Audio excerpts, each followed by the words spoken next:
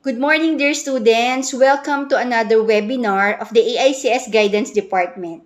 So we're here to talk about setting goals and helping students in maintaining motivation and effective time management.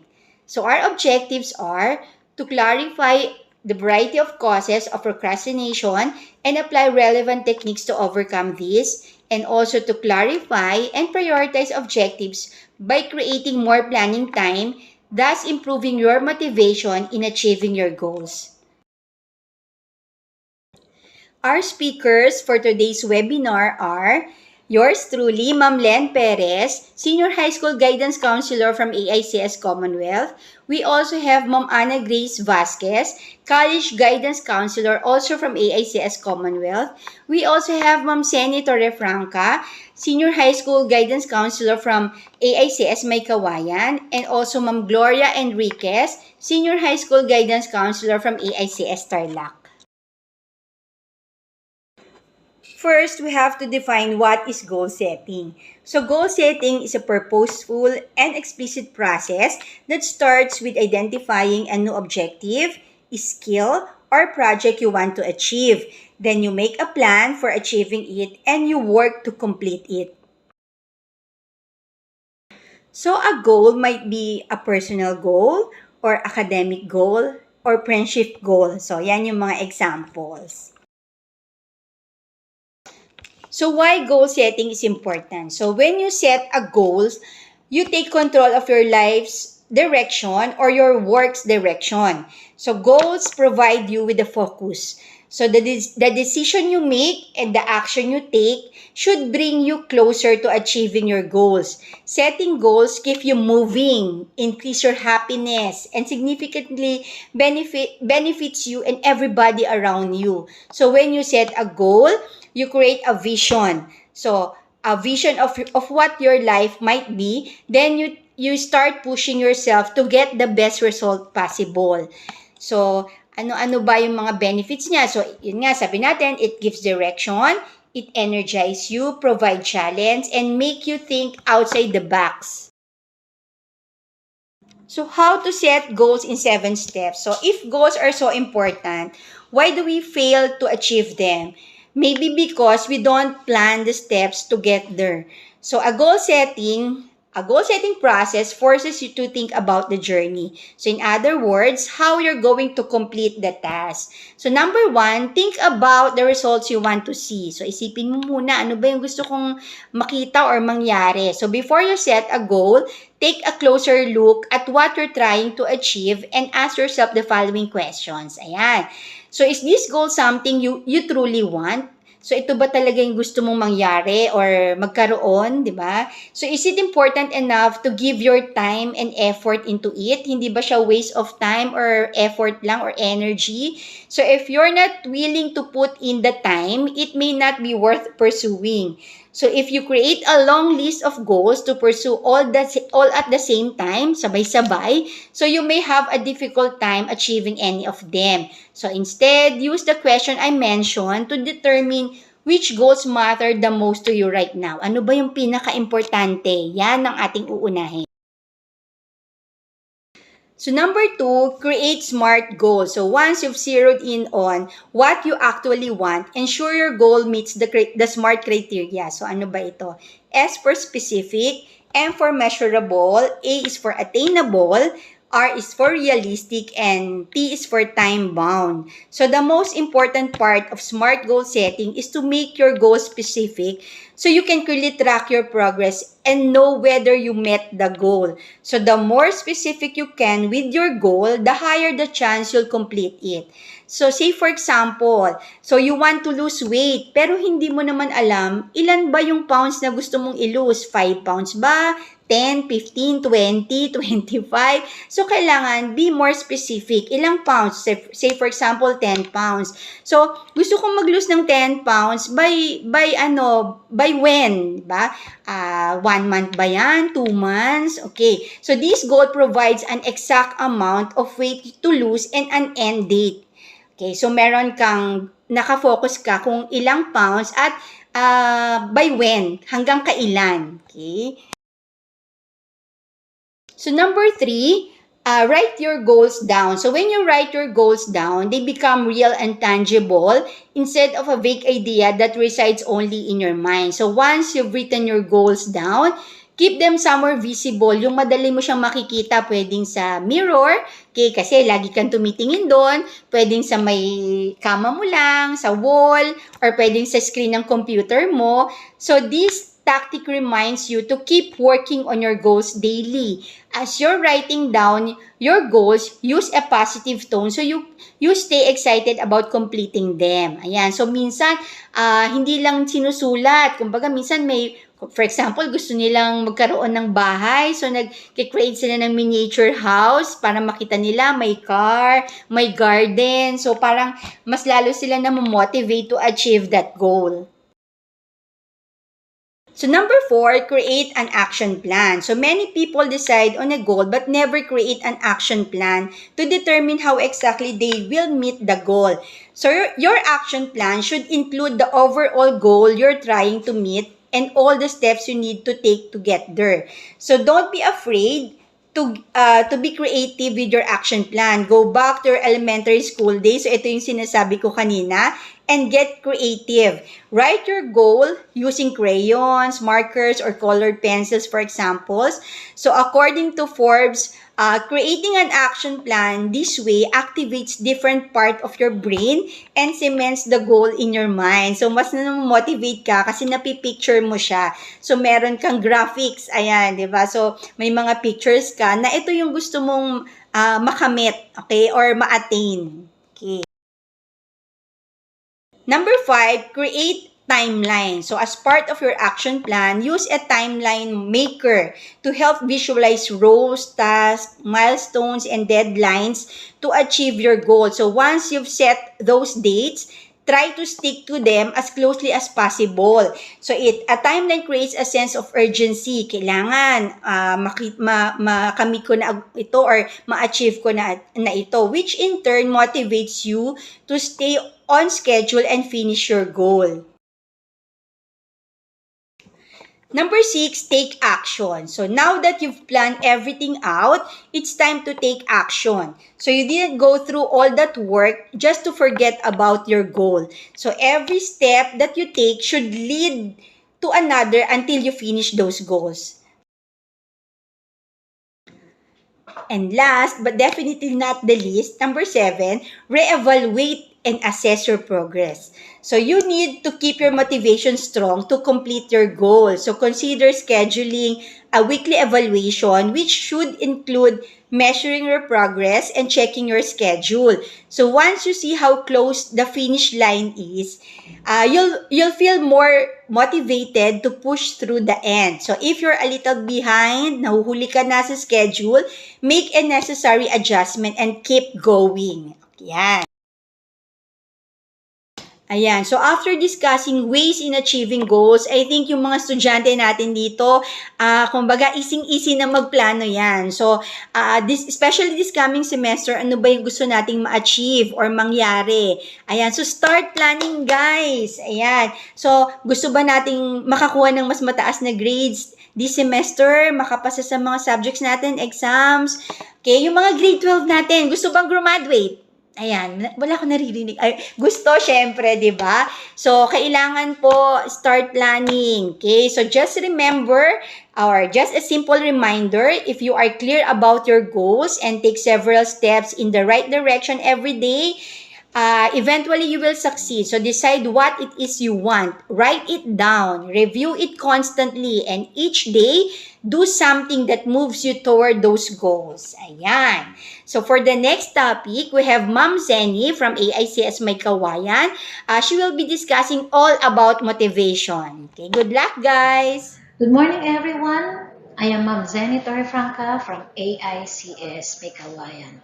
And my topic is about helping students and maintaining motivation. Ngunit ano nga ba ang motivation? Pag narinig mo ang salitang motivation, the first thing that comes to your mind are your family, your friends, your inspiration, and even, of course, your dreams and goals in life. Ang mga bagay na ito ang siyang dahilan kung bakit ginagawa mo ang mga bagay na gusto mong gawin. Madalas nating naririnig sa ibang tao kapag motivated ka, mas madali para sa iyong gawin ang isang bagay kahit gaano pa ito kahirap.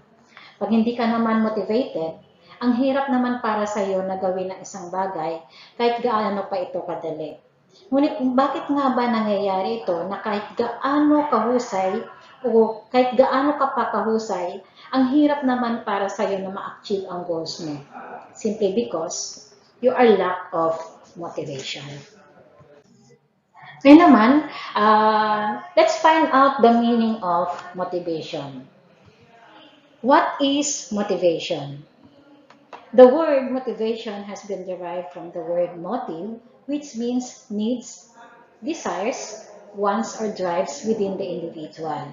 It is the process of stimulating people to action to accomplish the goals. Now let's break the word motivation. Motive means move, action means action. So what moves you to action? Ano nga ba ang nagpapamotivate sa iyo para gawin mo ang mga bagay na gusto mong gawin? Ginagawa mo ang mga ito dahil meron kang gustong makuha o nag-e-enjoy ka na gawin ang isang bagay na kung saan mas nasasatisfy ka. Naintindihan nyo naman siguro na lahat tayo ay may kanya-kanyang goals sa buhay. At ang mga ito ay gusto naman nating lahat ma-achieve. So those desires is motivation, which varies from person to person.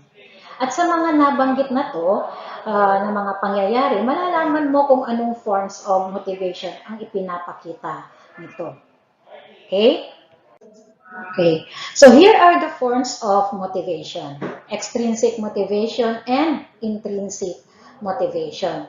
So why do we do the things we do? What drives our behavior? Psychologists have proposed different ways of thinking about motivation, including looking at whether motivation arises from outside or intrinsic. Inside means intrinsic and individual. Sinasabi naman ng ilan sa mga different ways of thinking about motivation is yung tinutukoy na extrinsic meaning outside at intrinsic naman meaning inside. Pag sinabing extrinsic motivation, ang motivation ay nagmumula sa ibang tao yung o kaya outside factors o sources. At pag sinabi naman natin intrinsic motivation, ang motivation ay nanggagaling naman mismo sa sarili niya. Okay? So researchers have found that each type has a different effect on person's behavior and pursuit of goals. Sinasabi naman dito na ang intrinsic at extrinsic motivation ay parehas silang nakakaapekto sa behavior ng isang tao o kaya naman kung paano tignan ng isang tao yung goal na gusto niyang marating. Okay? Kung yung kaninang background ay introduction lang siya, ngayon I'm going to discuss the meaning of intrinsic motivation. So, what is intrinsic motivation? Intrinsic motivation is when you engage in a behavior because you find it rewarding. You are performing an activity for its own sake rather than from the desire for some external reward. So the behavior itself is its own reward. Ibig sabihin, yung behavior mismo ay yung reward niya. Okay? So ipinapaliwanag naman dito na ang intrinsic motivation ay ginagawa mo ang isang bagay na mamomotivate na gawin yung isang bagay kasi iyon ang nakakapagpasaya sa kanya. Nasasatisfy ka kapag ginagawa mo ang isang bagay na yun. Ginagawa mo ang isang bagay kasi gusto mo at walang nagdidikta o pumipilit sa iyo para gawin yun. Ginagawa mo iyon kasi nag-e-enjoy at na-challenge ka. Ibig sabihin, wala kang inaantay na kapalit at wala kang iniiwasang punishment. Okay? Halimbawa na lang, tunghayan natin sa mga picture na susunod. Okay? Here are some of the examples of intrinsic motivation. Kung mapapansin po natin sa mga image na to, yung mga estudyante ay walang nagsabi sa kanila na kailangan nilang mag-practice mag-lyre o mag-gitara dahil gusto lang nilang matutunan kung paano mag-lyre o mag-gitara dahil gusto nilang sumali sa isang band. Kumbaga parang ine-enjoy lang nila. Okay? Walang pressure kasi masaya sila sa ginagawa nila. Dito naman sa picture na to, kung titingnan natin, nag-enjoy silang mag-aral. Hindi dahil nag-aaral silang mabuti para magkaroon ng medals. It's because walang pressure, gusto nilang mag-aral, gusto nilang yung sa sarili nila, masaya sila kapag may na-achieve sila. So yan yung mga examples ng intrinsic motivation. And to better understand those things, let me discuss to you the 4 types of intrinsic motivation. Okay, number 1, creative motivation. It is a desire to express yourself. Halimbawa nito yung novel writing, okay, essay writing, o kaya naman yung gustong sumali sa mga musical instruments, o kaya paggawa ng vlog. So dito, pinapakita dito na yung skills na ginagawa nila ay kailangan nilang mapakinabangan. At mas lalo pa nila itong ma-enhance, gusto niyang patunayan na kaya niya talaga. Okay? So, number 2, competence motivation. When we say competence motivation, they keep challenging themselves, they learn from their mistakes, they retrospect, and compete. Ito naman, pinapakita dito, gusto niya na na-challenge siya at kahit minsan, hirap na siya sa ginagawa niya, go lang siya. Kumbaga, challenging para sa kanya yon. At paulit-ulit na nagkakamali, paulit-ulit na medyo mabagal ang ginagawa na. Halimbawa dito, solving word puzzle, okay lang sa kanya. Ang mahalaga, may output. Okay? So, nandun yung challenging na tinatawag. Number 3, learning or exploring motivation. The exploring motivation will make people look for new things and see new perspectives. Halimbawa na lang, gusto niya ng new learning, halimbawa, napunta siya sa Korea, pag-aaralan niya ang language nila, masaya siya sa ginagawa niya kasi syempre nasa ibang lugar ka, kailangan mong pag-aralan kung ano yung language nila. Yan yung learning o exploring motivation. Panibagong kaalaman. Kumbaga, walang nagsabi sa'yo na kailangan mong matutunan. Basta sa sarili mo, kailangan mong matuto para at least gusto mo lang gawin yung isang bagay na mas nakakapagpasaya sa'yo. Number 4, attitude motivation. When we say attitude motivation, in simple terms, the term attitude motivation is good intention, making people feel good, brings joy, and a wonderful feel to you. Example, community pantry. Kung mapapansin natin sa mga tao na nandito sa attitude motivation, halimbawa na lang, ito yung community pantry nung panahon ng pandemya. Alam naman natin na medyo ang daming mga walang trabaho ng panahon na yon. At kung ikaw ay nasa kalagayan, ikaw yung may mas mababa ang kalooban, malaki ang puso mo, at pag may alam pang may nangangailangan, tutulong at tutulong ka. At kasi, ginagawa mo yon dahil masaya ka sa ginagawa mo. At pakiramdam mo, nakakatulong ka ng sobra-sobra sa ibang tao. Doon ka masaya eh. Diba? Okay? Ngayon naman, tunghayan natin ang another forms of motivation. Okay? Extrinsic motivation. Okay? When we say extrinsic motivation, motivation is that is driven by external reward. Okay? This can be tangible, such as money or grades, or intangible, such as praise or fame. So, ibig sabihin, malinaw naman na sinasabi dito na kapag sinabi natin extrinsic motivation, ginagawa mo ang isang bagay dahil gusto mong makuha ang reward o kaya naman ayaw mo yung sinabi na punishment. O kaya naman, gusto mong makilala ka ng ibang tao, gusto mo na natutuwa yung ibang tao sa achievement mo. Okay? Kumbaga nandun yung masaya ka na, uy, buti pa siya magaling. Diba? Ganon. Okay? Yan po yung sa meaning po ng extrinsic motivation. Ngayon naman po, tutungayan po natin ang ilan sa mga examples po ng extrinsic motivation. Okay? Kung mapapansin po natin dito sa picture na to, yung mga lalaki na to, bakit sila nakasuot ng mga pambabaeng damit? Okay? Ginagawa nila ito dahil gusto nilang pumasa sa kanilang subject sa PE. Na kahit sabihin na natin nakaliwa yung paa nila, hindi sila marunong sumayaw, parang nakakahiya na magsuot ng kasuotang pambabae, ginagawa pa rin nila ito kasi alam nila, kailangan nila yung grades. Okay? Yan yung tinatawag na extrinsic motivation. Another na examples, kung mapapansin po natin dito, bakit napilitan? O kaya naman, kung titingnan kasi natin, bakit tayo nag-e-enjoy o bakit sila nag-e-enjoy sa mga school activities? Kasi gusto nilang makilala o gusto nilang maging popular sa kanilang mga schoolmate. O kaya naman, yung iba, kaya sila sumali, it's because gusto lang nila yung reward. Ano yun? Medals o kaya certificate. Yan yung mga halimbawa ng mga extrinsic motivation. Ulitin ko lang, pag sinabing extrinsic motivation, ang motivation ay nanggagaling sa labas o dahil sa reward na pwede nilang makuha. It's either yung mga certificates, yung popularity, o kaya naman, kaya nila ginagawa ng mabuti kasi ayaw nilang mapahiya. Okay? Yun yung mga halimbawa ng extrinsic motivation.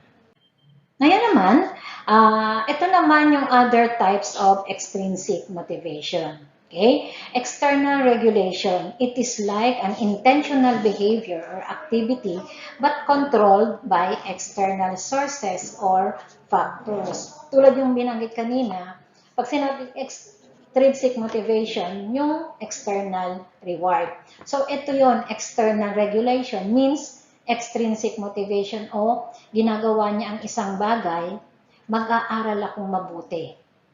Kasi, pag wala akong bagsak, merong reward na bibigay sa akin. Bibigyan kita ng cellphone. Yan.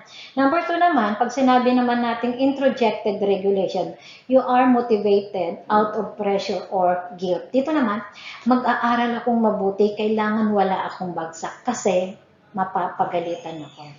Kasi, pag hindi ako nag-aral mabuti, baka hindi na ako pagalain o hindi na ako pwedeng gumala.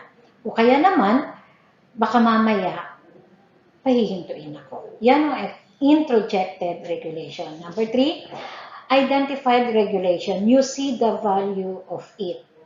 Mag-aaral akong mabuti kasi importante para sa akin yung pag-aaral. Dahil pag nag-aral ako mabuti, mag-e-exam ako sa koleyo. Okay. Integrated regulation naman, the activity is part of who I am, part of my identity. Dito naman, kailangan kong mag-aral ng mabuti kasi mag-aaral ako sa koleyo. Yan. Yan yung example ng 4 types of extrinsic motivation. Okay? Dito naman, tunghayan natin ang difference ng extrinsic versus intrinsic motivation. So, ano nga ba yung kaibahan ng dalawa? Okay? The difference between intrinsic and extrinsic motivation is that extrinsic motivation is all about status, money, fame, power. On the other hand, intrinsic motivation is concerned with our sense of individuality, purpose in life, and things that brings us joy and fulfillment. Okay? So, sa palagay mo, okay, tingnan natin, ano ba yung difference ng dalawa? Okay? Number 1, extrinsic motivation, participating in a sport to win awards. Dito, magpa-participate siya dahil doon sa award. Okay? Nakakonsentrate siya dahil sa award. Dito naman, pag sinabing intrinsic, magpa-participate ako kasi nag-e-enjoy ako. Number 2, cleaning your room to avoid being reprimanded by your parents. Dito naman, kailangan kong maglinis ng kwarto kasi pag hindi ako naglinis, mapapagalitan ako. Pag sinabi namang intrinsic, maglilinis ako kasi gusto kong maglinis talaga at masaya ako sa ginagawa kong paglilinis. Number 3, sasali ako sa competition para magkaroon ako ng scholarship. Pag sinabi namang intrinsic motivation, sasali ako sa competition dahil nasisiyahan ako at na-excite ako. Number 4, mag-aaral ako ng mabuti para magkaroon ako ng mataas na grado. Dito naman sa kabila, pag sinabing intrinsic, mag-aaral akong mabuti kasi masaya ako sa ginagawa ko. Okay? So, yun yung difference ng intrinsic at extrinsic motivation. Ulitin ko lang, pag sinabing extrinsic, ang reward ay nanggagaling sa labas. Ginagawa niya yung isang bagay kasi may reward. Pag sinabing intrinsic, nandun yung tinatawag na individuality o nag-e-enjoy lang siya sa ginagawa niya. Okay, so which is best? Extrinsic or intrinsic motivation? Research has shown that each type has a different effect on human behavior. Sa palagay mo, which is best?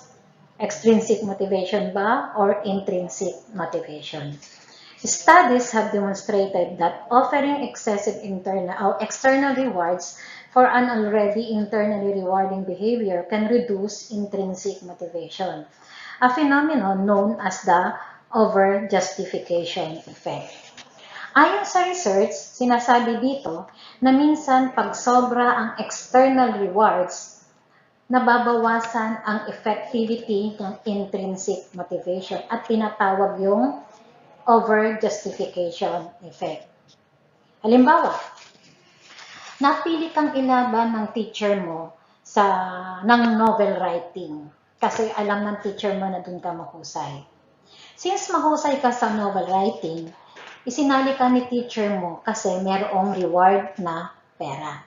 Pag nanalo ka, yung mapapanalunan mo ay maaaring magamit mo sa scholarship mo. Okay? So, nawawala ang effectivity ng intrinsic motivation kasi kaya ka nagsusulat ay para, o kaya ka sumali doon ay para, sabi ng teacher mo, pag nanalo ka, meron kang scholarship. Ngayon, lumalabas na nawawala na yung effectivity. Yung pag-enjoy mo sa pagsusulat dahil lang doon sa reward na maaari mong makuha tulad ng scholarship. So, ibig sabihin, over-justification yun. Kasi, marunong ka na nga magsulat, mahusay ka na nga magsulat, isinalang ka pa sa pagsusulat, kumbaga, nawawalan ka ng gana. Ginagawa mo lang yung sinabi dahil para lang doon sa reward.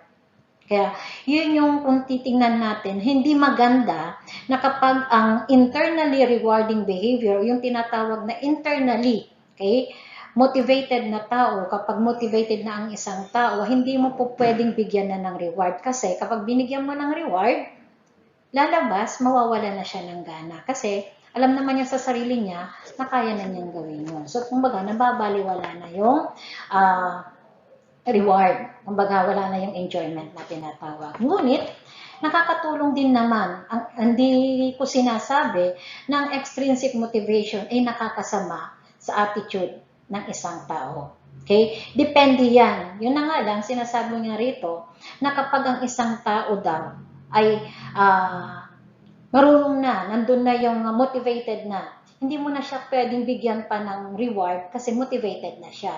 Okay? Nakakatulong lang ang extrinsic motivation kapag ang isang tao, halimbawa lang, okay? Sa sitwasyon na kapag ang isang students ay nawawala na ng gana sa pag-aaral. Okay? O pwede nating ipasok ang extrinsic motivation para mag-aral lamang siya ng mabuti. At makakatulong yun para makapasa siya sa kanyang mga subjects. Doon papasok. Okay? Na ibig sabihin, importante pa rin ang extrinsic motivation. Okay? Yun. Why motivation is important? Of course, napaka-importante ng motivation. Motivation na to sa buhay ng isang tao, lalong-lalo na kung meron tayong gustong ma-meet o ma-achieve na goal. So here are some of the importance of motivation. Motivation, bakit nga ba importante ang motivation? Motivation is important because it provides you with goals to work towards. Okay? Nandun yung pagpupursige na gawin mo ang isang bagay. It helps you solve problems. Okay? It helps you change your old habits. Kung dati, kaya mo hindi ka nag-aaral mabuti kasi tinatamad ka, pero nung magkaroon ng reward, okay, na mas namomotivate kang gawin yon. Okay? It helps you cope with challenges and opportunities. Dahil sa mga failures na nagawa mo dati, dahil doon sa nangyari na yon, mas natuto ka. Okay? Mas natututo ka na gawin ang mga bagay-bagay dahil doon sa motivation na na-achieve mo o yung nakuha mo. Okay? So, motivation is important in every aspect of your life. It drives you to do the things you need to do.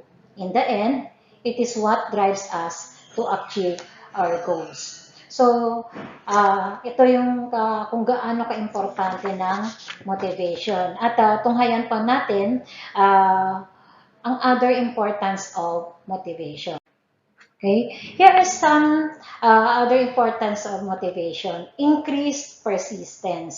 Ibig sabihin, kapag meron kang gusto raw na makuha na goal, kailangan magpursige ka. Okay? Nag-i-increase yun kasi nakikita mo, ay, kailangan kong marating yun kasi may reward. Diba? Sabi ng nanay ko, kung makapasa daw ako, mamamasyal daw kami sa EK. Diba? Increase well-being. Of course naman, dito, kung titignan natin, syempre, kapag may narating ka sa buhay, magiging proud ka sa sarili mo. Ganon din yung ibang tao. Ang galing-galing naman niya. Diba? Improve performance and outcomes. Siyempre, pag naging successful ka, magiging happy ka na at marami kang ibang tao na matutulungan and even yung family mo. Enhance cognitive processing. So, sinasabi dito na, siyempre, nag-i-increase yung cognitive mo, yung processing mo. Maraming mga bagay-bagay mo pa na gustong malaman, gusto mo pang matutunan o ma-explore. Okay?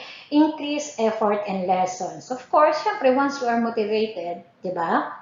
Mas lalo kang nag-e-effort sa pag-aaral mo para makatapos. Okay? So, natututo ka minsan sa mga pagkakamali mo sa kapwa mo, sa pag-aaral mo. Kailangan mo palang mag-aral na mabuti. Kapag bumagsak pala ako, ito ang mangyayari. Baka pag bumagsak ako, pahihintuin ako sa pag-aaral. Pag bumagsak ako, pagagalitan ako, pag bumagsak ako, hindi na ako makakapag-aral kahit kailan. Kung nandun yung lesson, okay? Mas natututo tayong maigi sa mga failures natin. Higher level of attendance. And of course, naman, syempre, once you are motivated, mas naging masipag ka ngayon. Increase creativity and innovation. Of course naman, di ba? Lahat naman ng bagay, okay? Napaka-importante talaga nitong motivation na to kasi, syempre, may mga bagong kaalaman tayong natututunan. Okay? So, napaka-importante nitong motivation na to. Okay? Another, okay. So, let's take a look the major components of motivation. Activation. When we say activation, a decision to start something. Okay? Pag sinabi nating activation, isang halimbawa po nito ay okay? Dito, nag-uumpisa na yung tinatawag nating decision making.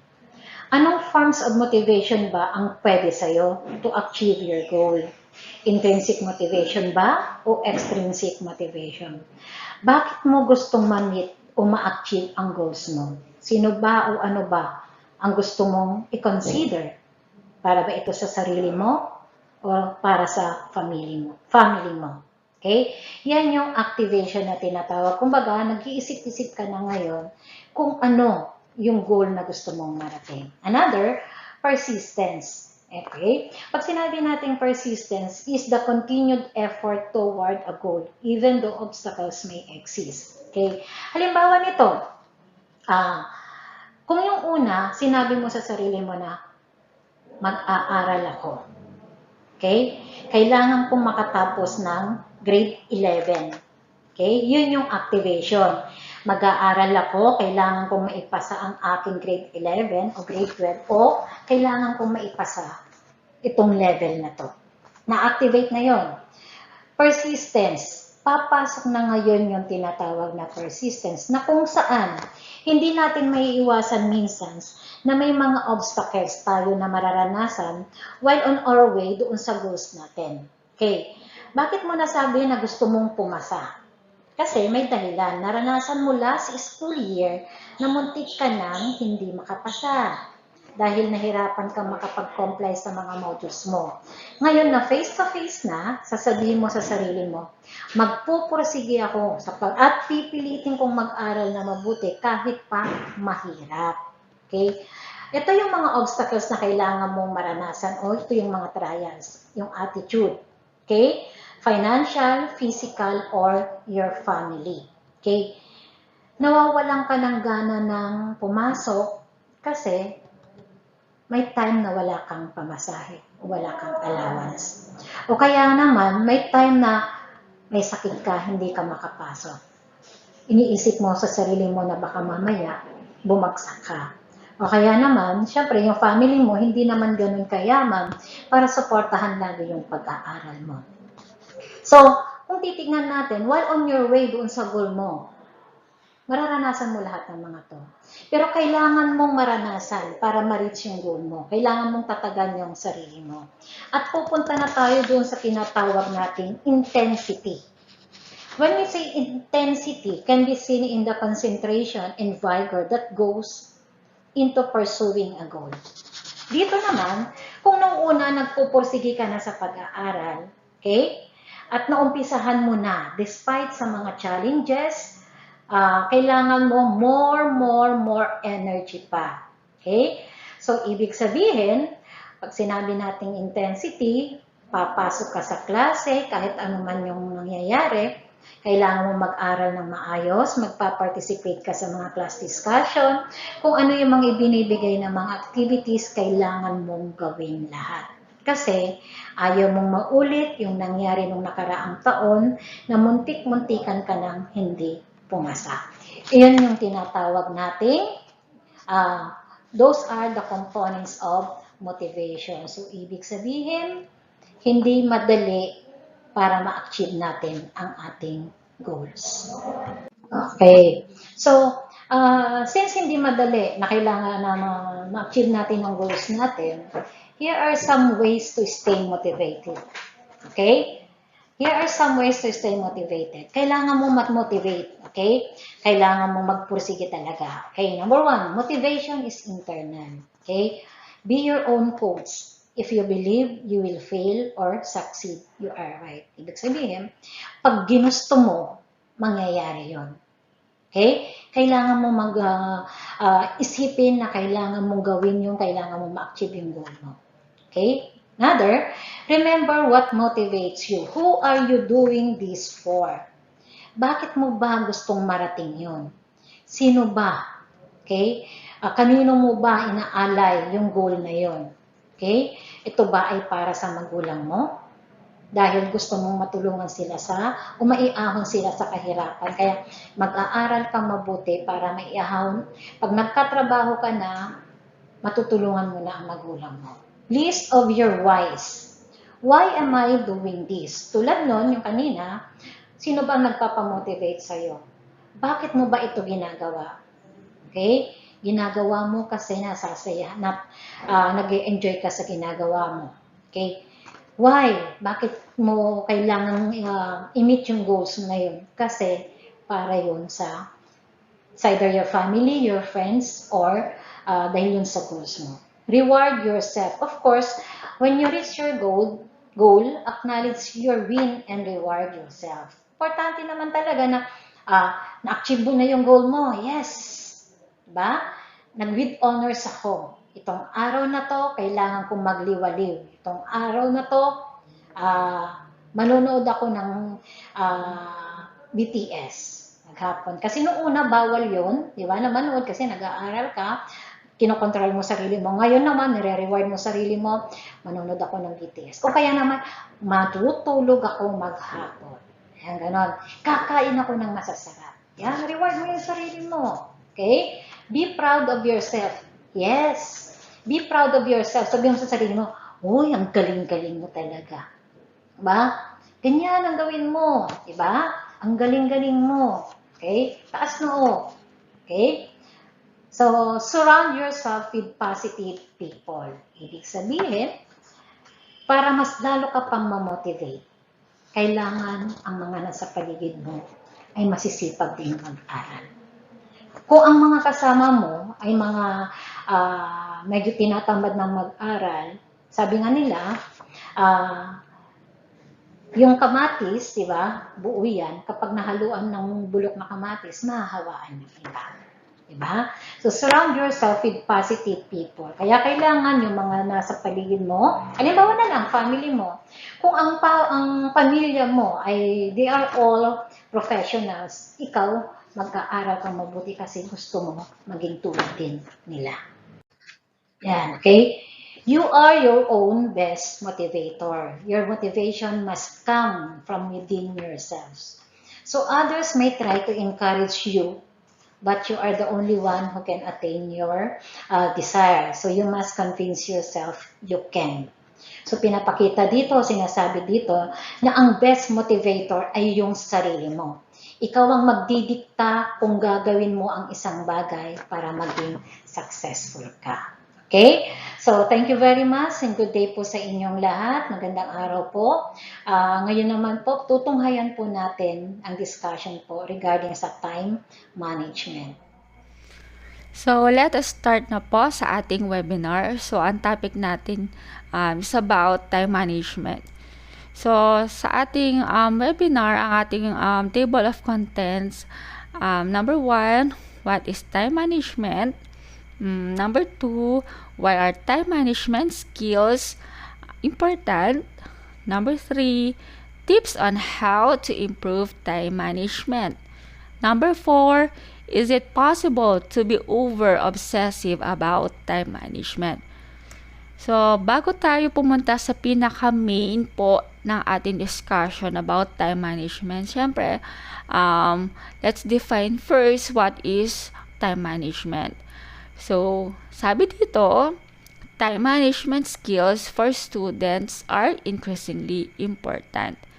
So, katulad po ng ating mga graduating student, no, magkakaroon na po sila niyan ng work immersion or OJT. Paano nyo ba isi-set ang inyong agenda patungo sa inyong goal para ma-achieve ito, no?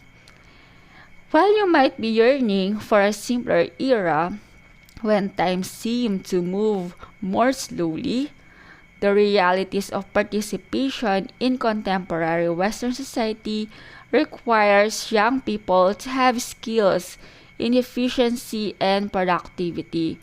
So, sabi dito, sa Western society, ang mga kabataan raw, no, tinitrain na sila magkaroon ng time management para magkaroon sila ng efficiency and productivity.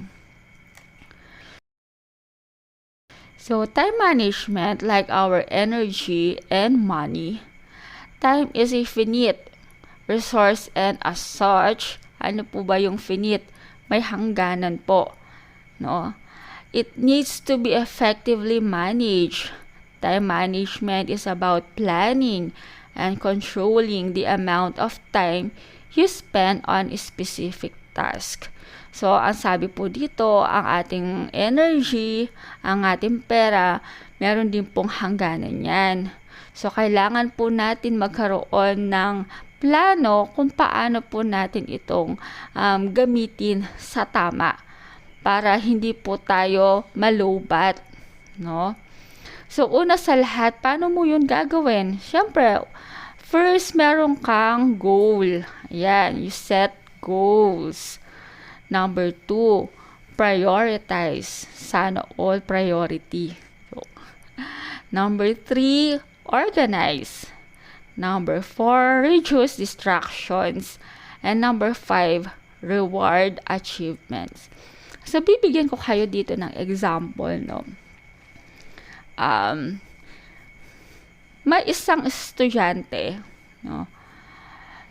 Gustong-gusto niya magkaroon ng touchscreen na cellphone.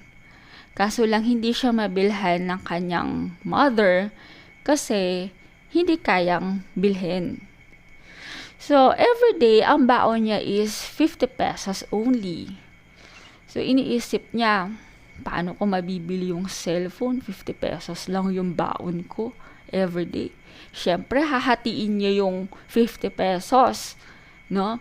For transportation and sa kanyang food allowance. So, ngayon, si student, nag-set siya ng goal. Kahit 50 pesos lang yung baon ko, pag-iipunan ko yung cellphone na yun kasi gustong-gusto ko siyang bilhin. So, ano ang kanyang goal? No? Na bilhin yung cellphone na gusto niya. Paano niya ito ipa-priority? So, kailangan everyday makapagtabi siya kahit 10 to 15 pesos every day na ilalagay niya sa kanyang savings. No? Yun ang kanyang priority. So, paano niya yun i-organize? So, kailangan every day iniisip niya na kailangan itong transpo ganito lang ang halaga, ang kanyang pagkain dapat palamig lang or banana Q lang ang kanyang kakainin. Basta hindi siya lalagpas sa ganitong halaga, no? Reduce distraction. So, paano mo i-reduce yung distraction mo doon? For example, si classmate, nagpalibre o kaya nag-aya siya sa tusok-tusok. Wala naman yun sa budget mo. No? So, kailangan i-reduce mo yung distraction kasi meron kang goal, di ba? No? So, ngayon, after ilang months na pag-iipon, na-set niya yung goal niya, pinriority niya, na-organize niya na maayos, tapos, umiwas siya sa mga distractions.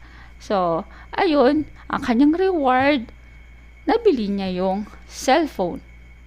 So, ganyan po tayo sa time management. So, sa susunod po natin topic, no?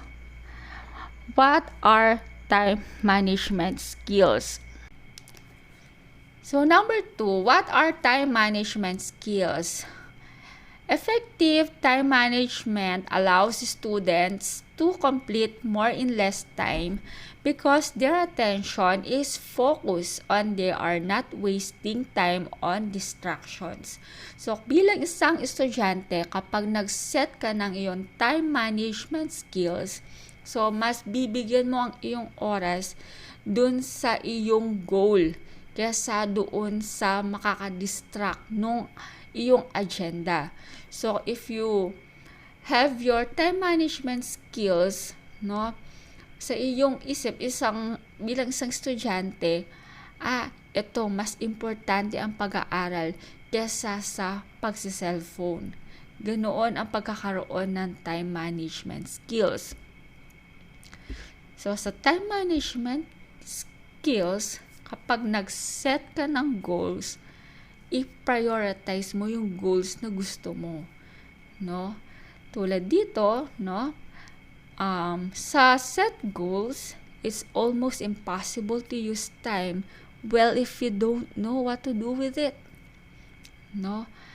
Nag-set ka ng goals pero hindi mo naman kayang i-priority, no?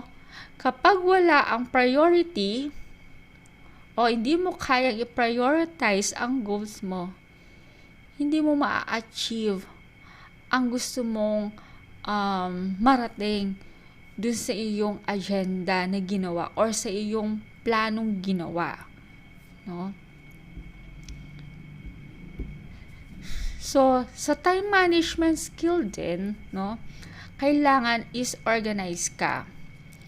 So, kapag nagkaroon ka na ng priority, so kailangan i-ready mo na yung sarili mo. For example, for this week, ang iyong agenda is mag-review for the midterm next week, no? So, meron kang, for example, meron kang 5 subject. So, uunahin mo, no? Dun sa iyong agenda, uunahin mo ang math kasi medyo tumatagilid ka sa math.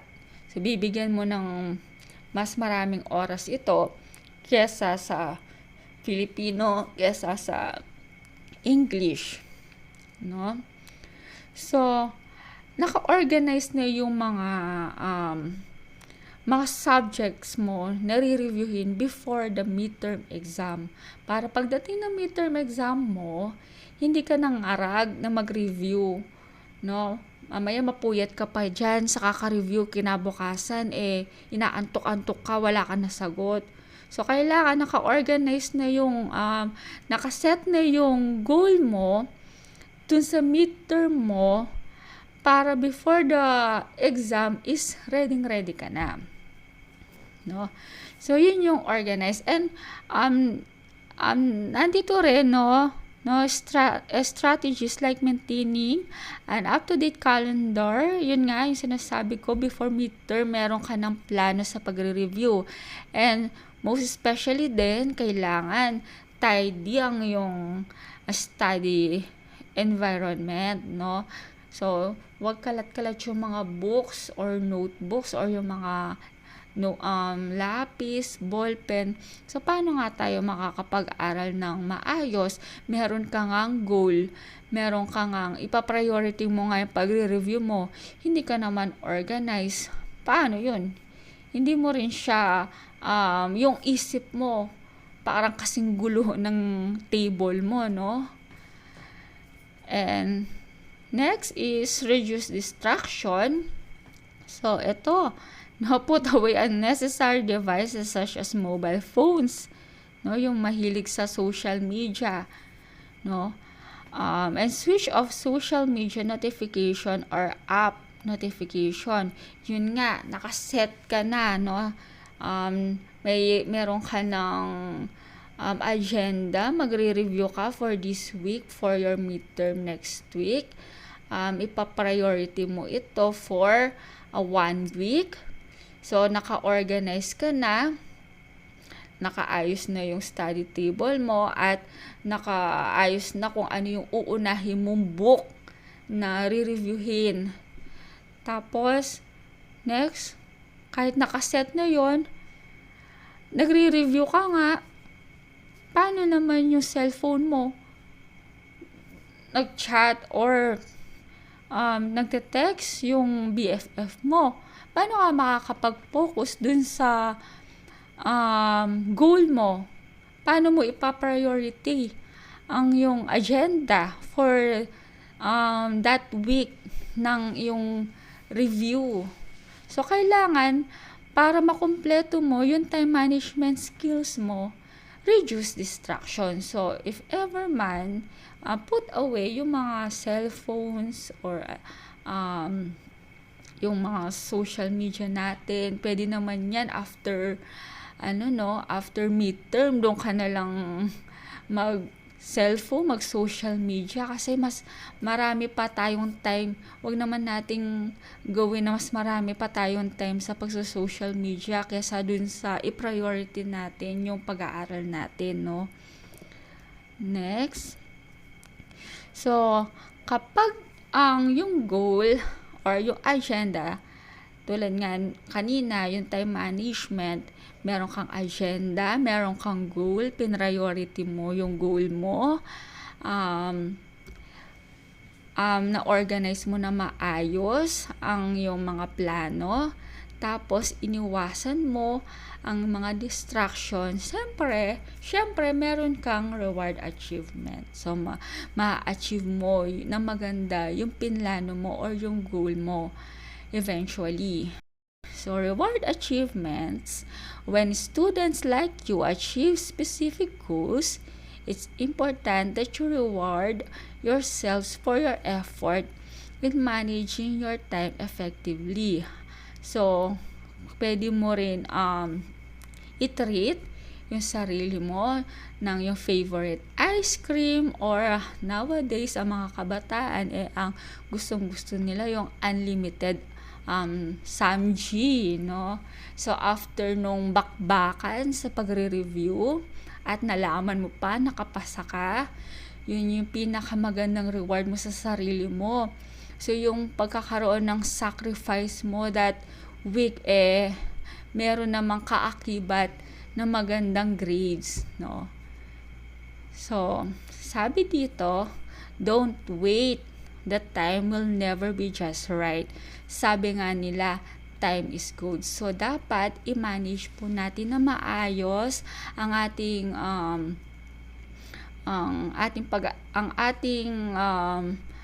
i-manage po nating maayos ang ating oras, lalong-lalo na po sa ating mga estudyante.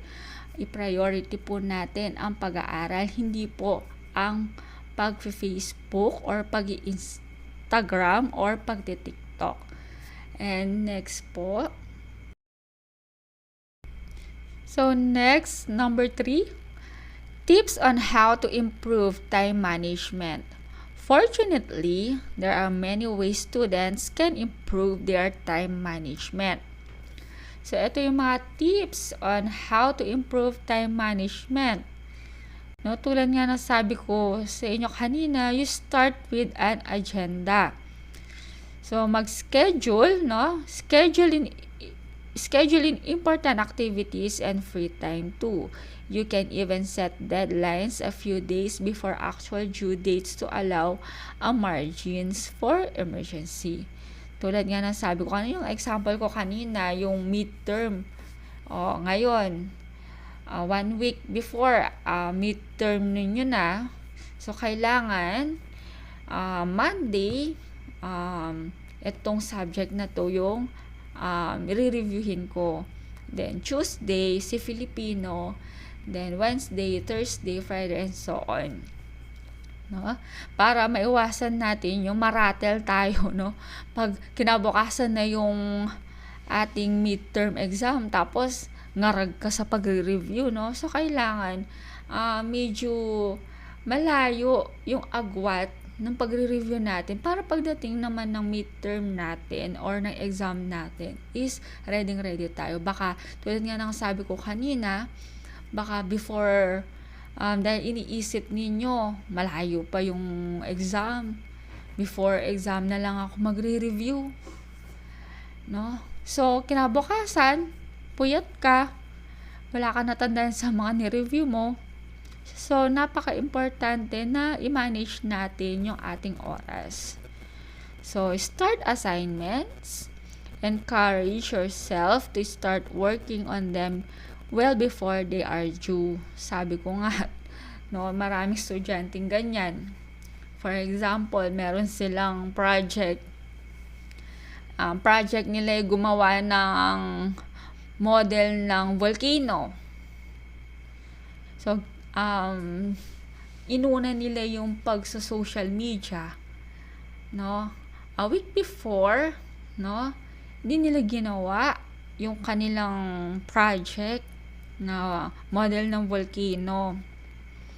So, ang ginawa nila before, 1 day before yung due date ng project nila, ginawa nila. So, ayun, ang kinalalabasan, hindi maganda yung product, no? So, dapat, bigyan natin ng schedule, ang ating paggawa ng assignment, yung hindi tayo magmamadali dahil, ay, oras na, or gawin natin sa school pa natin gagawin yung assignment natin before mag-start ng subject, doon mo pa gagawin yung assignment mo, no? So, hindi naman tama yung ganun. So, take regular breaks. Short breaks every half hour or so can help you to recharge. Consider having a change of scene such as short walk or drink. So, syempre, kapag bakbakan na sa pagre-review, for example, so, lalo na mathematics, no? Medyo dinudugo ng yung utak sa mga problem solving, no? Kailangan mo mag-take a break. Baka naman masyado mong pinipressure ang yung sarili. Mas lalo ka nang hindi makakapag-focus kasi nai-stress ka na. So, kailangan kapag medyo naano mo na sa sarili mo na napapagod ka na, nai-stress ka na sa mga numbers. So, mag-take ka ng break, kumain ka ng chocolate, o iminom ka ng tubig, or mag-coffee ka, o saan ka mas komportable na medyo marirelease mo ang stress mo, no? So, set time limits. Finish introduction for thesis by 3:30 p.m. So, example to, no? For example, finish introduction for thesis by 3:30 p.m.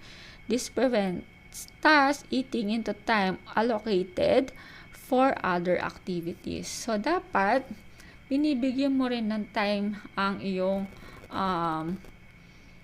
mga activities. For example, magre-review ako sa ganitong oras lang. Yung sinad nating goal kanina, for example, no, Monday to Friday, magre-review ka before midterm. So, magbigay ka lamang ng time allocated, no? For example, 3 to 4 hours ka lang magre-review. So, para naman, doon sa ibang activities mo, no, magkaroon ka pa ng time na gawin.